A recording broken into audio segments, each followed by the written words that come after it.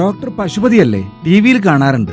ഒരു സംശയം. മിൽമ പാല് പാസ്ചറൈസ് ചെയ്ത് അണുക്കൾ നശിപ്പിച്ചതാണല്ലോ. അണുക്കളില്ലാത്ത സ്ഥിതിക്ക് ഈ പാല് ഫ്രിഡ്ജിൽ സൂക്ഷിച്ചില്ലെങ്കിലും കുഴപ്പമൊന്നും വരില്ലല്ലോ. തെറ്റ്. പാസ്ചറൈസേഷനിൽ പാല് 72 ഡിഗ്രി സെൽഷ്യസിൽ മാത്രമേ ചൂടാവുന്നുള്ളൂ. ഈ ഊഷ്മാവിൽ രോഗാണുക്കൾ 100% നശിക്കും. പാല് കേടുവരുത്തുന്ന ബാക്ടീരിയകളും നശിക്കും. ഏതാണ്ട് 99.9%. അതെന്താ കേടുവരുത്തുന്ന ബാക്ടീരിയകളുടെ കാര്യത്തിൽ മാത്രം 99.9%? അതെന്താണെന്ന് വെച്ചാൽ കേടുവരുത്തുന്ന ചില ബാക്ടീരിയകൾക്ക് സ്പോറുകൾ അഥവാ വിത്തുകളുണ്ട്. ഈ സ്പോറുകൾ അനുകൂലമായ ഊഷ്മാവ് കിട്ടിയാൽ വളർന്ന് ബാക്ടീരിയകളായി മാറും.